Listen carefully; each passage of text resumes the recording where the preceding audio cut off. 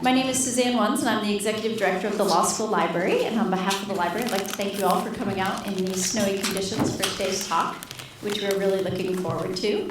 It is Professor Cass Sunstein's newest book, Wiser, Going Beyond Groupthink to Make Better Decisions, which is something I'm very interested in learning about. And we have a wonderful panel of distinguished visitors with us today as well. We have Professor Max Bazerman, the Jesse Isidore Strauss Professor of Business Administration from the Harvard Business School, and Professor Louis Kaplow, the Finn M.W. Casperson and Household International Professor of Law and Economics. So thank you for joining us, and hopefully Dean Martha Minow will be able to join us as well. So I just wanted to let people know a few things. The session is being recorded today, so if you ask any questions at the end, those will be part of the recording. And I also wanted to let you know that the Coop is here selling copies of Wiser, so you can pick up your very own copy right there in front of June Casey. June, thank you for helping coordinate today's events. And so without further ado, oh, wonderful, here's Martha. And the Morgan and Helen Chu Dean and Professor of Law at Harvard Law School, Martha Minow. Thank you for joining us. So I will hand it over to Professor Sunstein, the Robert Walmsley University Professor at Harvard. From 2009 to 2012, he was administrator of the White House Office of Information and Regulatory Affairs, and he's also the founder and director of the program on behavioral economics and public policy at Harvard Law School. Thank you very much, Professor Sunstein. Great, thanks, and thanks everybody for coming. Special thanks to panelists who are, have amazing and busy lives, and for you all to spend time on this. I'm really grateful. Okay, so this project comes from some data that I worked on compiling over the years. And if there's any slide you remember, this is the one that's most law relevant. So maybe this is the one. There are, I think, 19, but this a star around it. So the data suggests that on three-judge panels, federal courts of appeals, if you get 3 Republican appointees together, they will show exceptionally conservative voting patterns. If there's 1 Democratic appointee on the panel, their views moderate considerably, and that's a bit of a surprise given that you only need 2 to form a majority. Democratic appointees are completely symmetrical. So you get 3 Ds on a 3-judge panel, the voting patterns are very, very liberal. In gay rights cases over a period of years, gay rights are just going to win. If you get 1 Republican appointee on the panel, the Democrats moderate. Okay, that, to me, is a remarkable finding of social influences. One way to put it is that the political party of the appointing president isn't a bad predictor of how a judge is going to vote in an ideologically contested case. But the political party of the 2 other judges on the panel is often a better predictor of how a judge is going to vote in an ideologically contested case. Okay, that's number 1. Number 2 involves jurors. And here, the basic idea is to figure out why jurors produce high punitive damage awards. We did a study a number of years ago, 2 co-authors and I, finding that juries often share moral judgments on a bounded scale of 0 to 8. If one group of 6 has a judgment, then the median is 4 on a scale of 0 to 8, then the others are going to have basically the same. But with dollar awards, there's a high degree of variability. One juror's $100,000 award does not predict another jury's, $1 million award. There's a lot of variance with respect to dollars. Okay, in doing that study, we took the median pre-deliberation view as the likely predictor of what a jury would do if it deliberated. And the reason we did that was we didn't have any data on what a jury would do if it deliberated. That's obviously a problem with the study. So we followed it up with a huge mock jury study, basically to provide a footnote to our original study to show that the average or median view pre-deliberation was a good predictor of what jurors would do, both on the 0 to 8 scale and on the dollar scale. Our footnote exploded into an article showing that our original analysis was actually wrong, that if a jury is outraged by behavior, its individual members are before they start to deliberate, the jury is going to be more outraged than the median or average. If people are around a 5 on the scale of 0 to 8, then the jury is going to come in at 6 or 7. A systematic shift toward greater outrage. And with dollar awards, it was even more extreme. Wherever the median juror was with respect to the dollar award, the jury was likely to come in a lot higher. I think that's the same finding about group decision making as the finding involving judges. The third involves voters, and here we got a bunch of people in Boulder, Colorado, liberal place, to talk to each other about same-sex civil unions, climate change, and affirmative action. We recorded their views privately and anonymously pre-deliberation. Then we got their views in a deliberating group.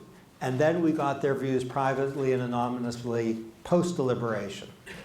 For present purposes, what we're most interested in is how would their private anonymous views shift, if at all, as a result of talking to like-minded others. We did the same thing, by the way, in Colorado Springs, conservative place, basically in the same time period. What we found is that in Boulder, deliberation made both groups and anonymous individuals far more liberal, far more confident, and far more unified than they had been before they started to talk. And exactly the same thing happened in Colorado Springs. So they went conservative. So while there was diversity in Colorado Springs on the 3 issues, and there was diversity in Boulder on the 3 issues, if they talked to like-minded others, whoosh, they became like a group of like-minded leftists and like-minded rightists after a period of brief discussion. That's basically what happened. So these 3 bits of data motivated a project, which was to try to figure out how groups go right and how groups go wrong. A little story. One ball, when I was at the White House, I got to meet Bill Russell, the greatest winner in the history of professional sports. And this was the time that the Miami Heat had gotten 3 great players, Dwayne Wade and LeBron James and Chris Bosh, the first 2 among the greatest in the history of basketball. And what are you going to say to Bill Russell? The greatest winner in the history of sports. He's also 6'9". And while he's not young, he's really handsome and powerful looking. So I said to him, what an idiot would say, Miami Heat, amazing. They're going to win the title, right? And instead of looking at me with the contempt I deserved, he treated it as a serious inquiry, and he said, no, they won't win. And I said, why? And he said, 1 ball. And I asked, what do you mean? And he said, a team has to, organize itself around a single task, and you can't do that if you have 3 superstars in their first year. Okay, so what I'm going to try to figure out here, or report on here, is a link between behavioral findings about how individuals go wrong, where there's now decades of research, and kind of the best my great co-author and I were able to do, Reed Hasty, who's one of the world's leading expert on group decision making, on group error. So the effort is to link behavioral insights about individual error to group level failure. Behavioral revolution, Max Bazerman is at the forefront of the behavioral revolution. He's in the house, he's kind of hiding. It's doing so well, there's actually a behavioral economics for dummies that Max did not write, but it's very good. It's surprising that it's very good. It's very good.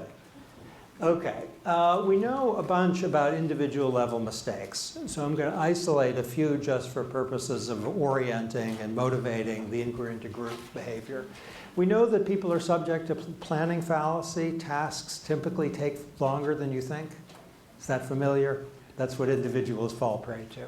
We know also that people fall prey to availability bias. If a recent incident is salient in the mind and cognitively available, people will exaggerate the probability.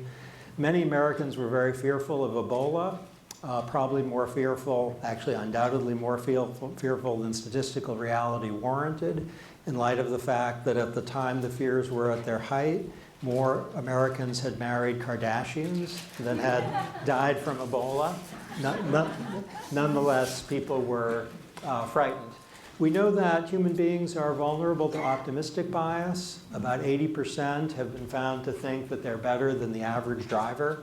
In fact, 94% of professors have been found to think that they're better than the average professor. They may be the most extreme with respect to optimistic bias. We know that, and this is relevant to lawyers, people are subject to self-serving bias. In the legal context, thinking that their own side is likely to be right and likely to win. And self-serving bias in the legal context can be generated in a hurry. If this group, and now we're talking about individuals, if this group was given the side of a plaintiff in a torts case, and this side was given the side of the defendant, and you all are judges, almost automatically, this side, the plaintiff's lawyers, will think, we're probably going to win. And the defendant's side almost automatically is going to think, we're probably going to win. If you devise the case so that it's kind of in equipoise, it kicks in almost instantly. It's something, by the way, to watch out for because it can lead to erroneous predictions on the lawyer's part. We know that human beings hate losses from the status quo. They hate losses more than they like corresponding gains.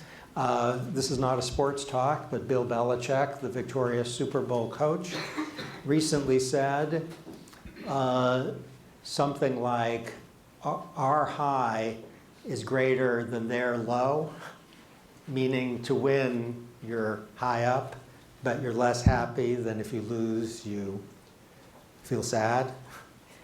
That is behavioral science by the coach. That a loss of money or status or prestige or a job is pretty terrible, and it can be worse than a gain is good. We know about anchoring, where in negotiation and damage awards, the initial number can often be have a lot of authority, even if it's kind of random or it's used strategically. So if in a negotiation you come up with an opening entry that is very high, that can be very powerful as a determinant of where the negotiation is going to end up. That's a little bit startling in the sense that the anchor may have no corresponds to any objective thing that the legal system or fairness warrants. Nonetheless, it's powerful. Okay, group errors. A general finding is that group decisions can increase confidence and decrease variance without increasing accuracy. That's kind of a mouthful, but the basic idea is that groups, including law firms, by the way, can become unified, confident, and wrong. That's the sad part of the tale. The Colorado study in both Boulder and Colorado Springs can't all be tales of going wrong. Some of them were undoubtedly right, but some of them went wrong. And predictably, group decisions will not increase accuracy, except with the exception of Eureka problems, that is problems where the answer once announced is clearly right to all. Consider, for example, a crossword puzzle. If this group were all doing a crossword puzzle, we'll probably do really well at aggregating the diverse information within the group. Professor Kaplow actually knows almost everything, so we can just rely on him. But there are some things he might not know. So just having observed him over the years, he knows a lot. But there are some things he might not know, so the crossword puzzle, we can benefit from the dispersed information within the group. But outside of Eureka problems, that general proposition tends to hold.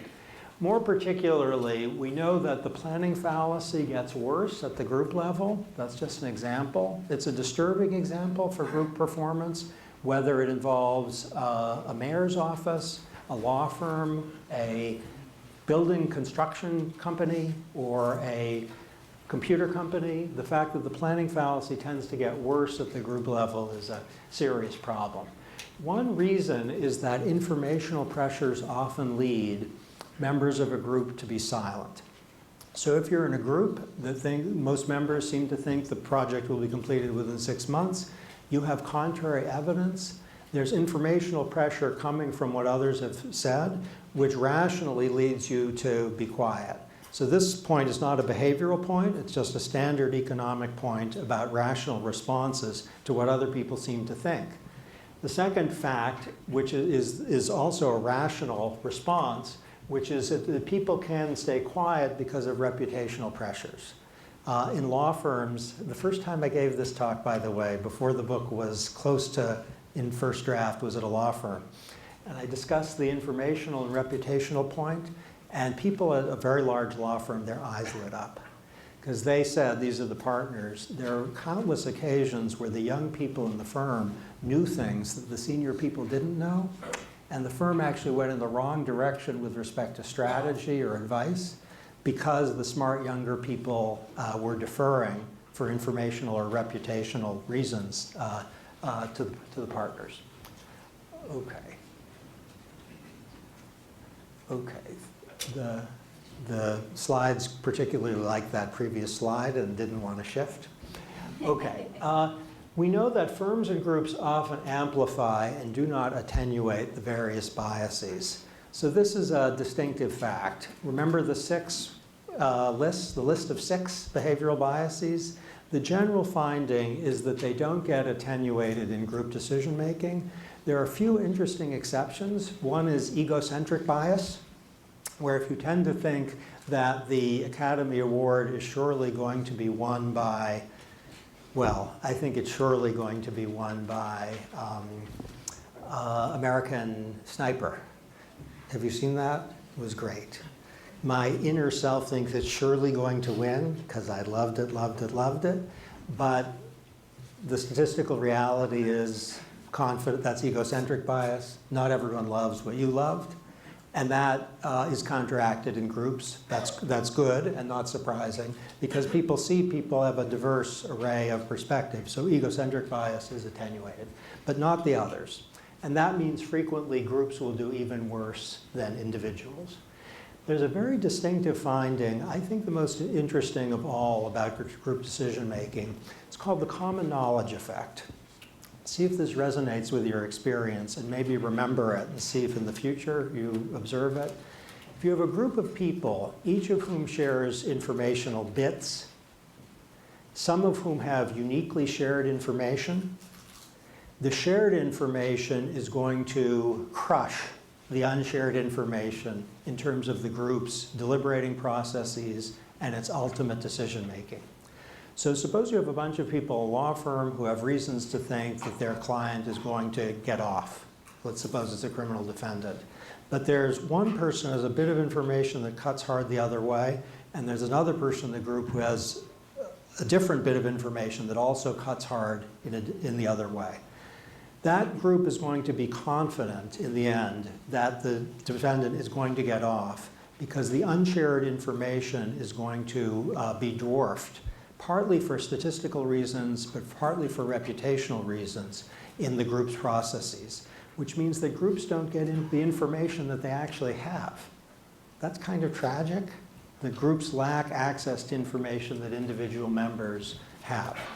Often groups are subject to cascade effects as individual speakers initiate a cascade in which the followers will participate because for reputational or informational reasons, they won't give the independent information they know, having heard other people say the opposite.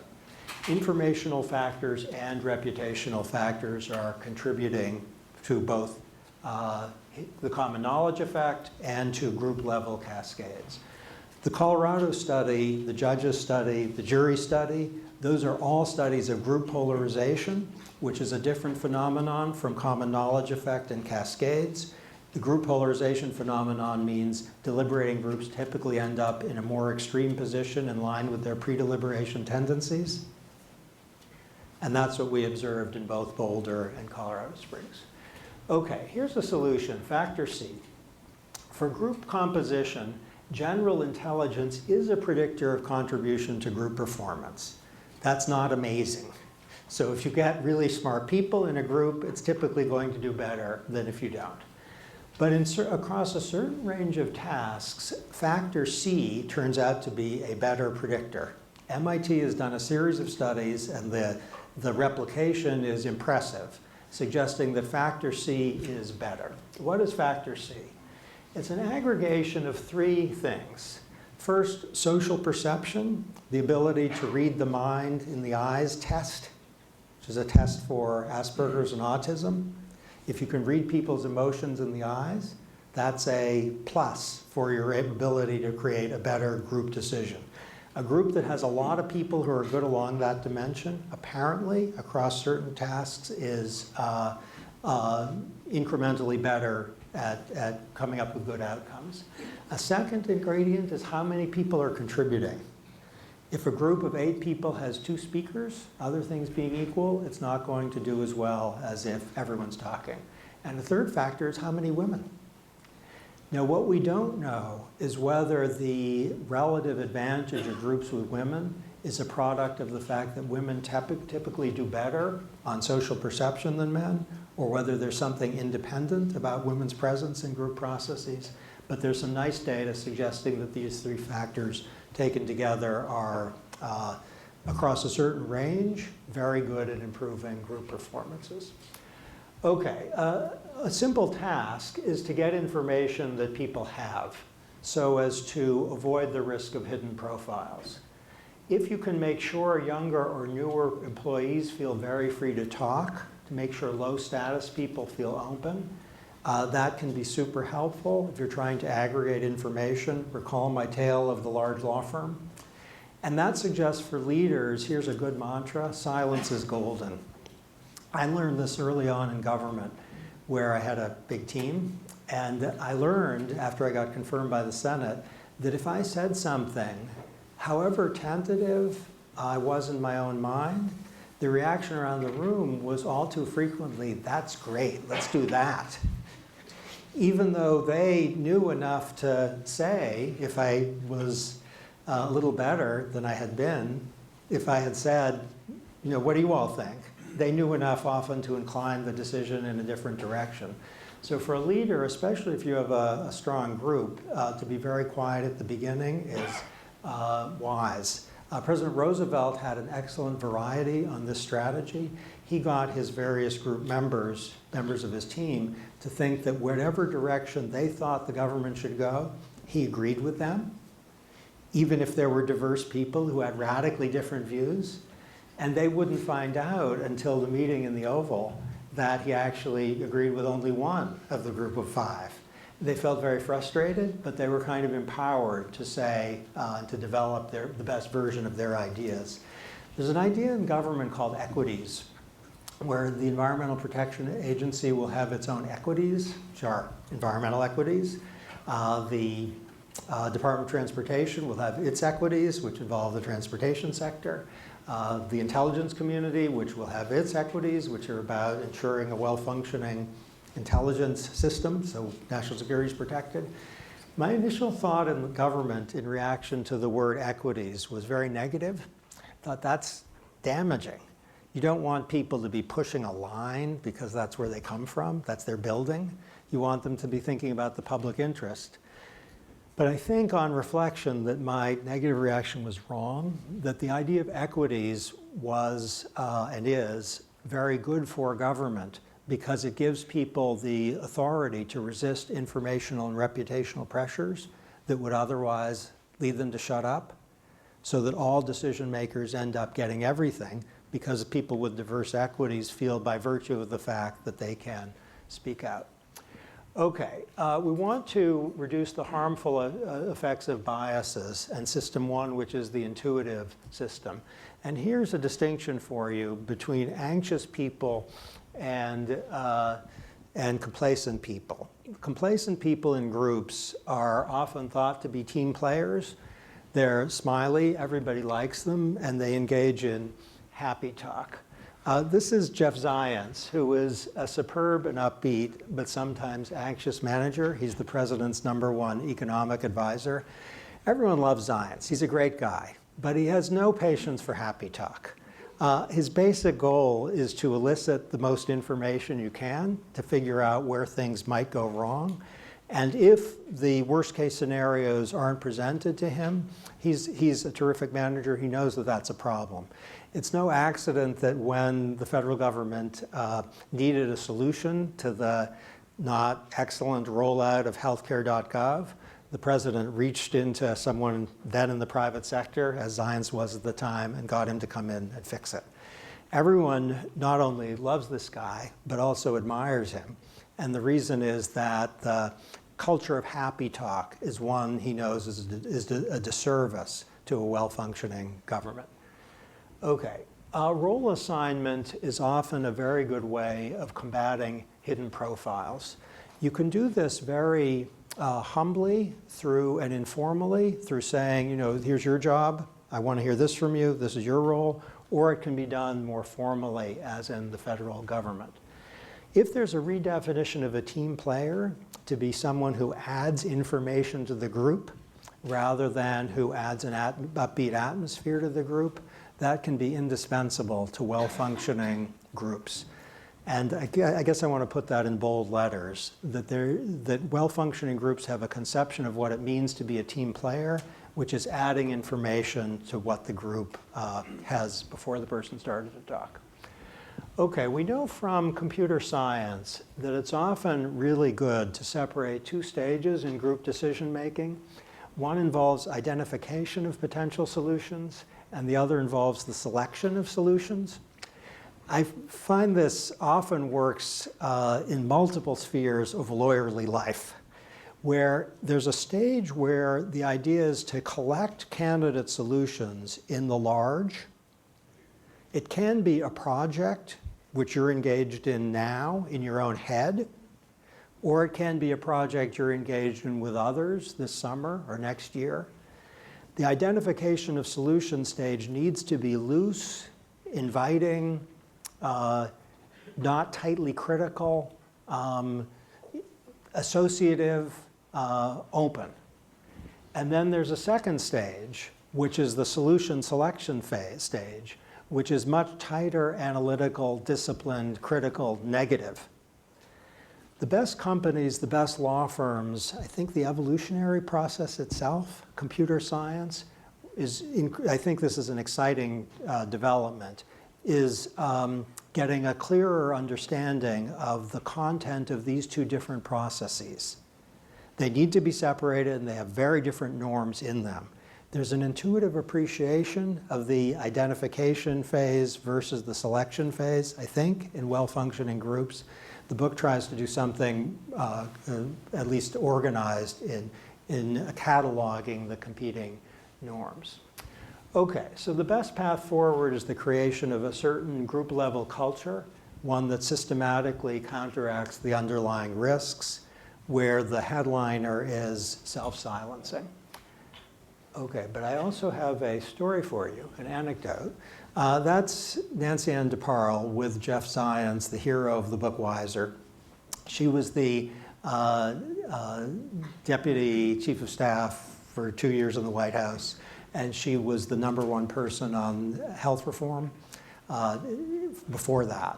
And here's the little story. When I was in the White House, I got a lot of emails from her all the time. She's basically, you know, as important as anyone aside from the president in the regulatory domain.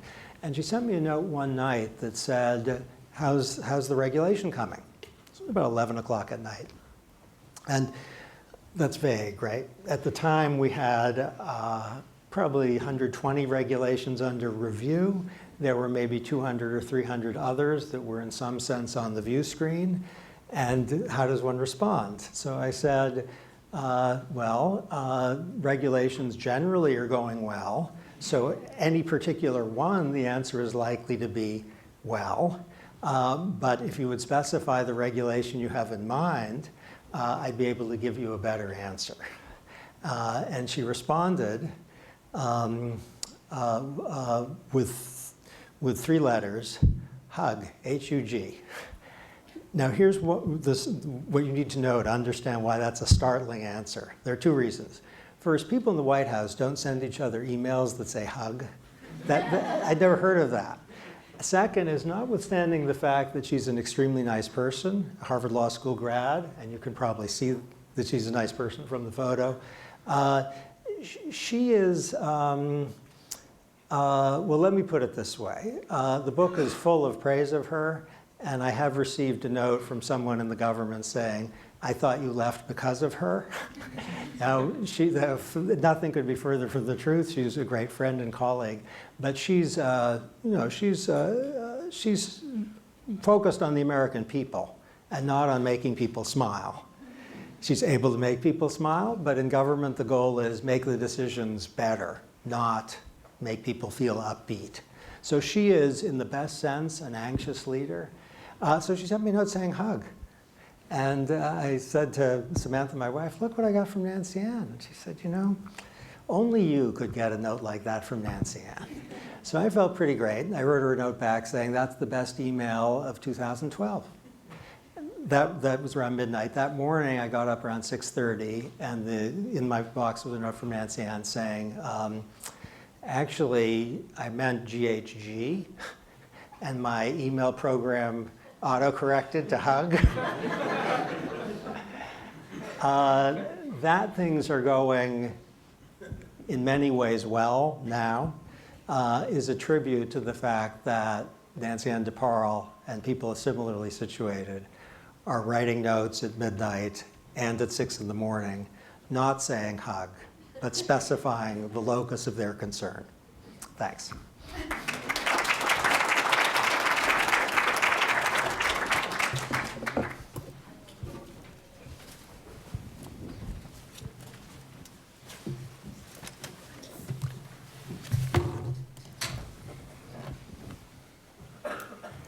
You're sitting closest to Cass.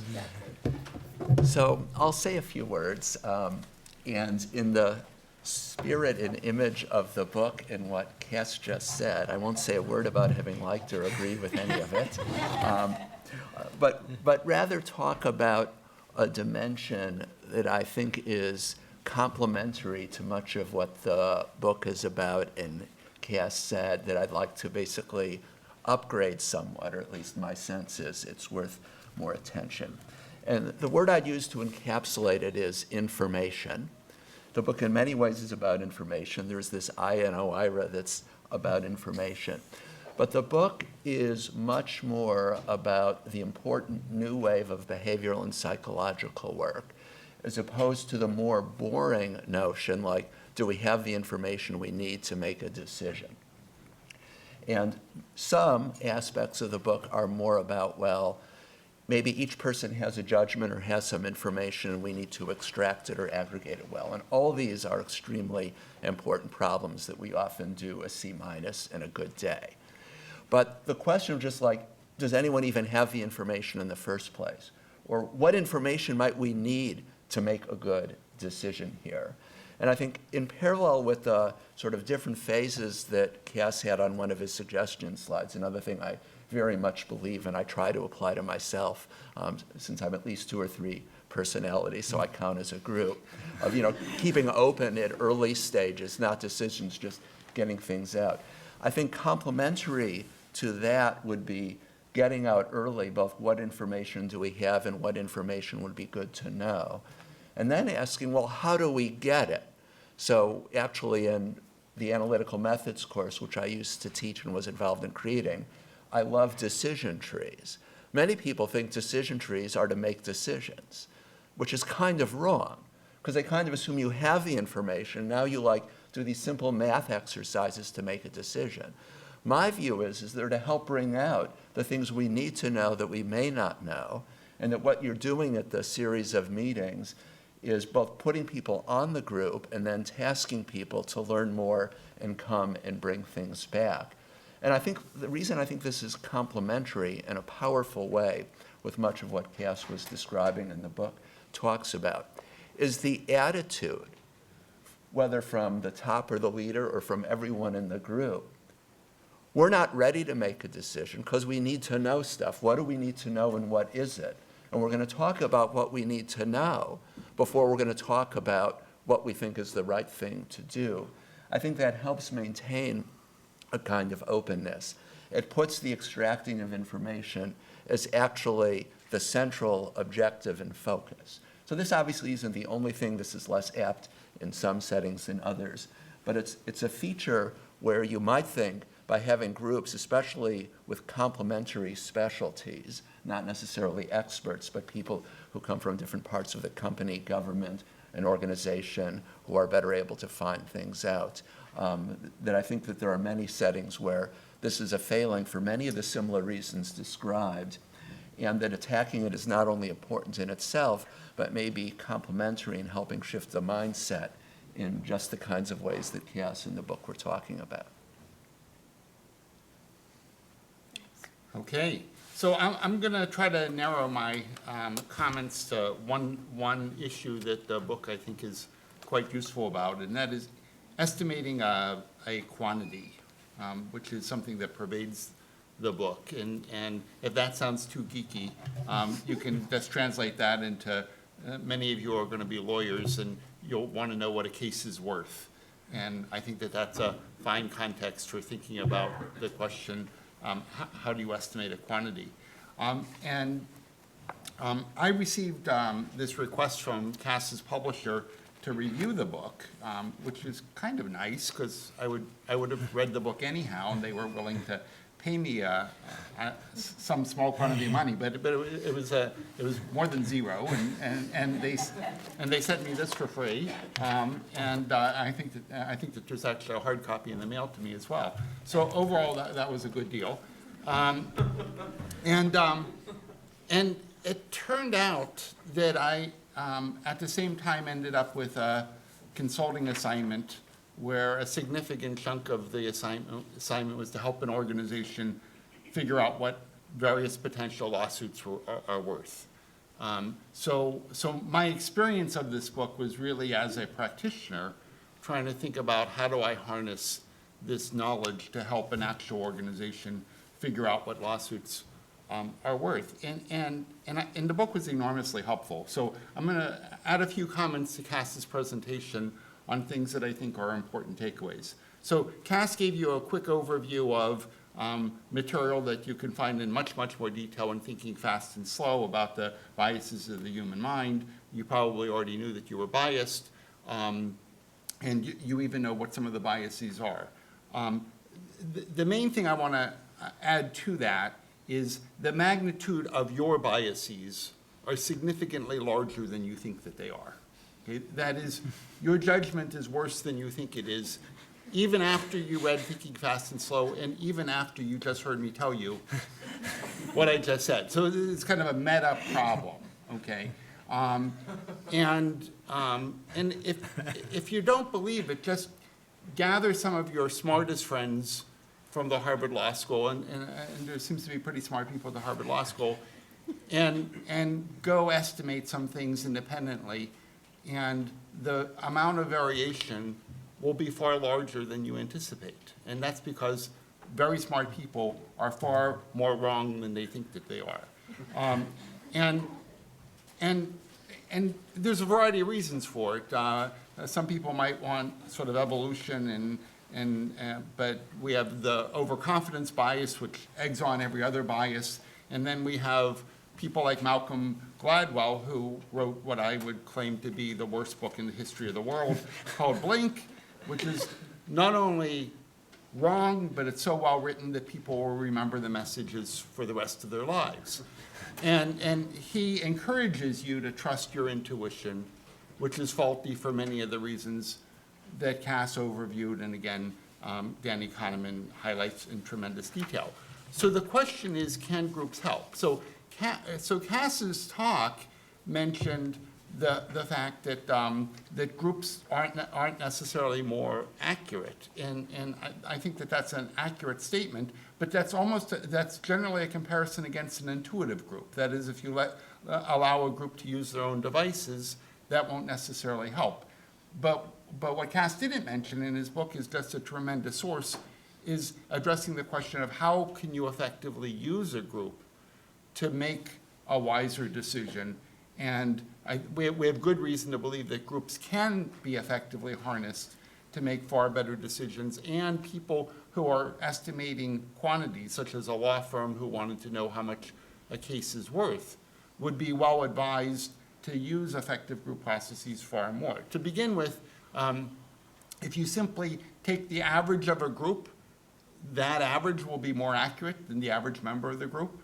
And if that didn't compute, read Cass's book. It'll explain that to you. But what I just said is true. I'll repeat it again. The average of the group will be more accurate than the accuracy of the average member of the group. Basically, you're canceling out noise in the vast majority of cases. The only time you aren't is when the true answer is outside the range of all the individuals. So that means that groups can very easily be used to improve accuracy on average. But you could probably do better than that by orchestrating discussions in wise ways, which the book also talks about in quite nice detail.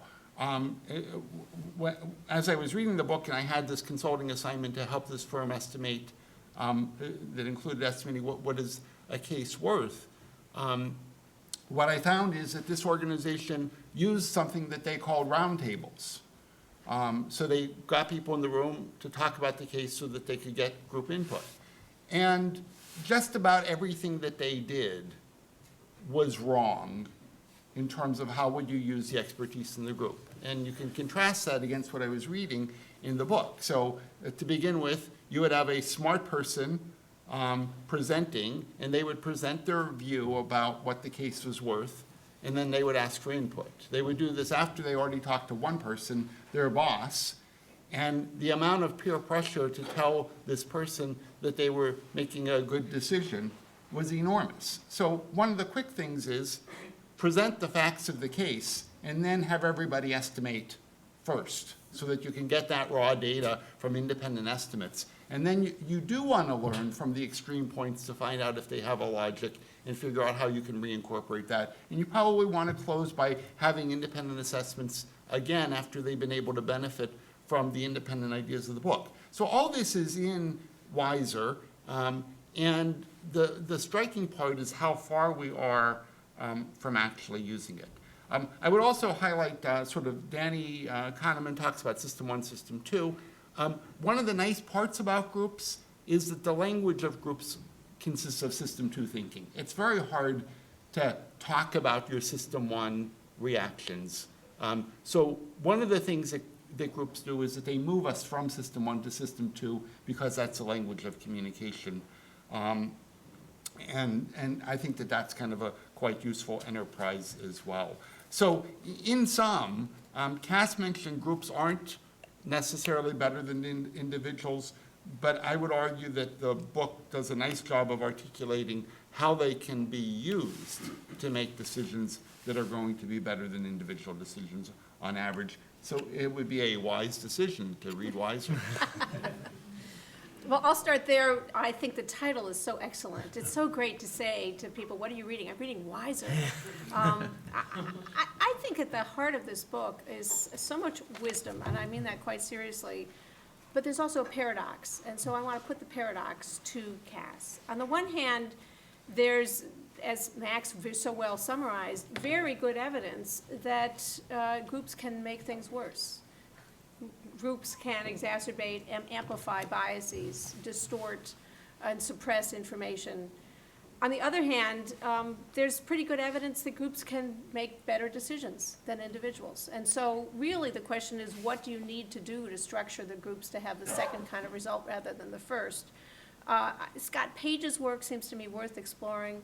The role of diversity, and here the information about women's participation is one feature, but there are other dimensions about diversity that Scott underscores that have to do with socioeconomic status, race, where people have had their education, what their regions are.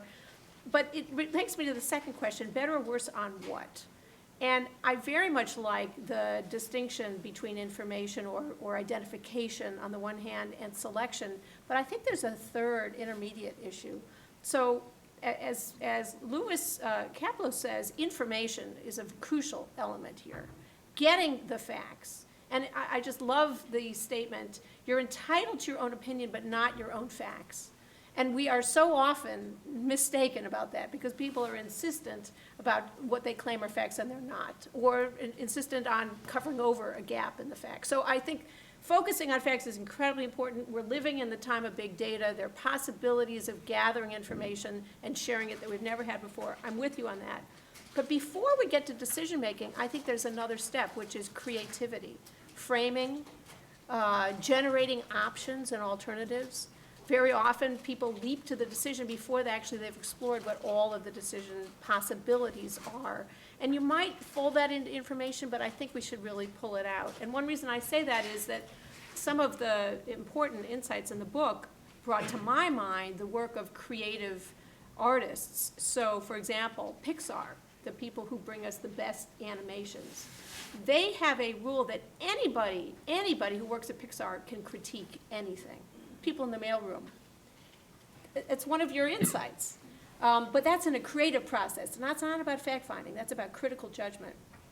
Similarly, the people who brought us children's television work, the people who brought us Sesame Street, they have a practice which says we separate out the yes sessions, generating ideas, from the no sessions, when we actually cull them and disaggregate them and decide which ones we're going to do. So I just want to introduce this possibility of the creative process and here say that, again, a group can be much better than an individual, but only if you separate out the critical part from the yes part, because people so quickly shut down the creative brainstorming. At least I offer that and be interested to know how you think about it. I just have two more small comments and then a brief story. I think that the Nancy Ann DeParle story is fabulous, not only because you can highlight her and her wonderful contributions, and not only because she's a Harvard Law student, but also because autocorrect, in many ways, is a big data. I mean, that's what autocorrect is, right? It's sampling using all of the likely things that those letters could have been. But there's a problem with big data. Sometimes it gets it wrong. Sometimes the algorithm gets it wrong. So I put that as just a little tweak to say, what do you need to have to make sure the big data are analysis and the technique that you use, and I suggest you need something like framing and judgment along with it. Along the way, I think you, Cass, went a little too quickly about what is the possible role of the devil's advocate or the red team, and I'd like to hear more about that.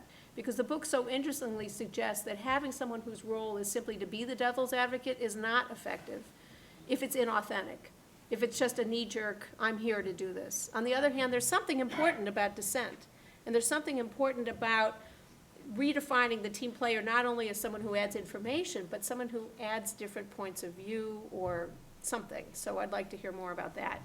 The last thing I'll say is the story, someone, and it's no one in this room, was giving a talk, after which an individual who heard the talk came up right at her and said, that was an amazing talk. That was the best talk I've ever heard.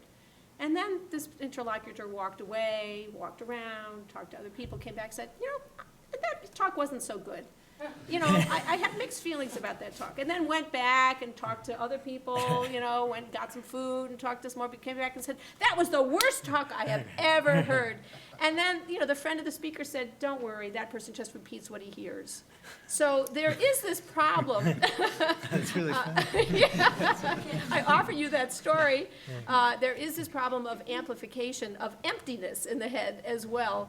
But I really do recommend this book. It does make us wiser. But I think it's about creativity, not just information and not just decisions. Okay, love to get questions. There's so much in what was said that maybe we'll get some questions and then continue. So. First of all, thank you so much for coming. I'm Steve Gibbon. I'm a sophomore at the college, and I'm part of the student group Harvard Life Hack, and we've kind of run into this problem recently. One of our, I was looking at the three, I guess it was like your C condition that created a good decision, and to go over their social perception, how many people contribute, and how many women. And in student groups, especially at the college, people are about the same age, so it's generally pretty easy to have a lot of people contributing. Recently, we met up with one of our advisors, who's an awesome professor, and he was like, I would love to brainstorm with you guys. And at first, it sounded like a really nice offer, but I was trying to think of it in terms of context. Is it good, and I think it's going to apply to many organizations, is it good to bring in someone with a large diversity of knowledge, but whose ideas will probably dominate over those of the group?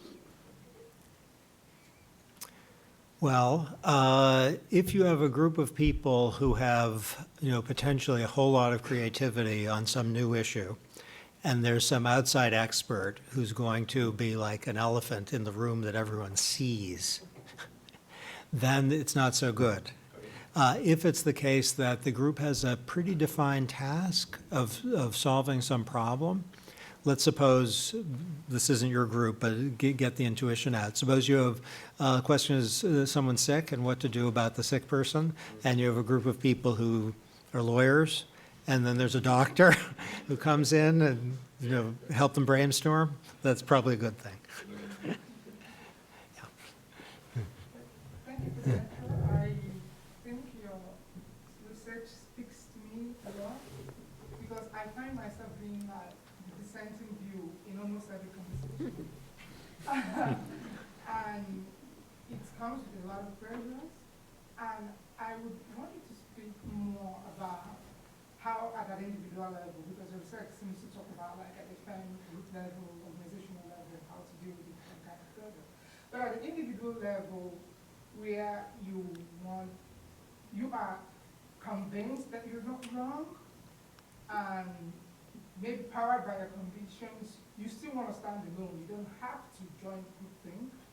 How can you individually withstand those kind of reputational pressures or other kinds of pressures that come with standing alone? It's kind of an obligation of the relevant group to make it so that people feel safe in saying something that departs from what the group thinks.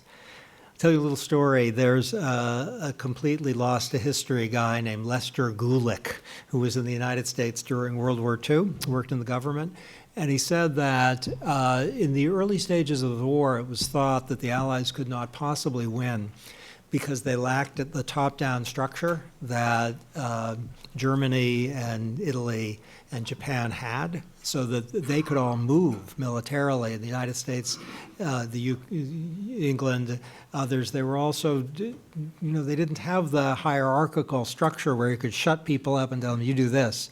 Gulick said in terms of military operations, that view had it exactly backwards, that it was the fact that the United States and the United Kingdom had access to diverse information, that people were in a culture where they did feel safe and saying, things aren't going wrong here, we need to move in a hurry, we're about to lose here, they're moving there, you don't know that. That was a tremendous informational advantage. And so it's kind of an obligation of the group to create safety for people who are adding information to it. If the group isn't fulfilling that information, then, I think Nancy Ann DeParle's still up there. Yeah, she happened to have a lot of authority, but I think I know her well enough to know that even if she didn't, if you're not going to be put in jail or killed if you say something that's different from what the group is inclined to do, and your obligation is to it, and by speaking out, you're fulfilling that obligation. Yeah. How do you counter happy talk effectively in a group when the group is so welcoming of it? Well, You could say stipulate it. I think the thing to do is to think, if you're working in a law firm and the job is to help a client, and there's a sense that this trial is easy or this appeal is going to work, you're not helping the client. So to think who your obligation is to. So at the law school, I think, my observation is that members of the faculty are aware our obligation is first and foremost to our country, and among the people who are kind of in proximity, it's to our students. And if in the midst of a faculty discussion, something's going in a direction where it's smilier to agree, the norms, thanks to the dean, are such that people feel what's your obligation is not to the smile of the moment, but to getting the decision right. And if you're in a position in state or local government or in some nonprofit or in some corporation where there are lots of people who are potentially going to be helped or hurt by what you do, then the happy talk is not so good. I had someone on my staff, he's now retired, who had been at OIRA for about 30 years, economics PhD, excellent. I have no idea what his politics are. He always was bringing up bad things, suggesting that the direction we were going was really wrong. And I thought, I have not read Winnie the Pooh, but there's someone named Eeyore, isn't there? And my nickname for him was Eeyore. And he did not know that while we worked together. Now that the book is out, he's going to find out. But really, he felt it was not fun for him, I'm sure, to be Eeyore. But the reason he was able to do it is he thought it's the American people. It's not my colleagues, it's the American people. And he wasn't discourteous or anything. So he didn't cross the line to make people feel he hated them. But he did cross what could have been a line in some administrations, which is to say, not infrequently, the direction under consideration is not right. I just want to throw in a quick word on the last two, very briefly. My favorite phrase of the day is redefining team player. And I think everyone can help by doing things which we almost never see, like when the jerk who maybe doesn't have proper manner says the dissenting thing or puts out the question or whatever, by A, not going back to the happy talk on the other, and B, by sending positive vibes of appreciation, even if the person is a pain. And I've been in settings where this has happened. It almost never happens, in my experience. That is, almost no one affirms the dissenter, especially when they don't agree, and they're being dissented from. And they instead affirmatively go back to just the stuff that we need less of. And the notion that part of obligations in a group is to send different messages and not send messages now being sent, I think is really important. I would also add that sort of your tone and style can be different than your content. So you can be critical without necessarily being hostile or disagreeable by style. And the other thing, so I actually think I'm pretty disagreeable, but most people wouldn't say that. And I think that part of that is picking your battles. So I think a lot of us end up sort of fighting battles that just don't need to be fought. And I'd say it's only in my more senior years as a faculty member, it's dawned on me that there are decisions that my department needs to make where I actually deserve less than my fair share of input. And I don't think I had that thought in my first 20 years as a professor. I think I always thought that my opinion was at least as good as the average opinion. But I'm now aware that that just isn't accurate. And it seems like you would increase your credibility on things that you do care about if you sort of stop and notice that there are times when your input actually isn't that important or needed. I think what time are we supposed to end? What time do we end? 3 p.m. maybe? 5 p.m.? Okay, we'll go for one more, yeah. So I guess this comment's a bit less about the political context than the Boulder experiment, and that might be because they're actually different things. One's more about problem solving, and one might be about kind of that opinion formation. But it seems to me that you kind of assume that what you call a polarization is a negative thing. And I think that it may be kind of what you call polarization could be quite a positive thing. And what I'm thinking in my mind is that we very often experience things that we maybe feel uncomfortable about, but we can't quite articulate.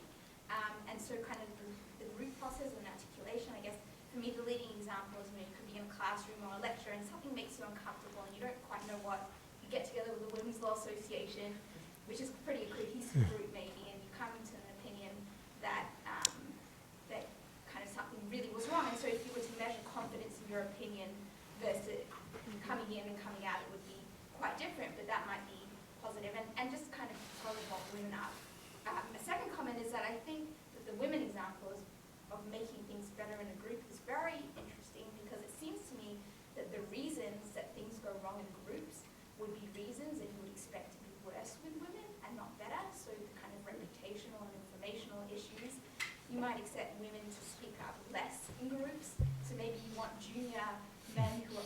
rather than women. So I thought that was interesting. Okay, so there's a lot there. Very, very briefly, on the Factor C findings, they're still coming in, and I don't think we understand everything yet, but it's really interesting. And you're right, there is something mildly surprising maybe in the view of some evidence that women in groups, especially if they're small numbers, self-silence. Okay, on the extremism being maybe good, you're right on one of the mechanisms, which is people tend to moderate their individual statement of view until they're in a group, and that's one of the mechanisms by which people's internal self-moderating may diminish once they see everyone else feels kind of the same way. And so it can be unleashed in the direction of authenticity. Whether, I think with polarization, whether that's good or bad, it depends on the substance. So if people are kind of hateful but self-silencing, then in the group they go completely hateful. That's not so good. But if there's some injustice or wrongness, as in your example, I guess, that people get clear on it, then that's not so bad. So I think we want to thank Cass Sunstein for this wise book, and everyone for being here, and particularly Professor Kaplow, Professor Bazerman, and I also do want to thank the library for putting together this wonderful panel, and the Coop for being here with the book. Excellent. Excellent. So thank you all.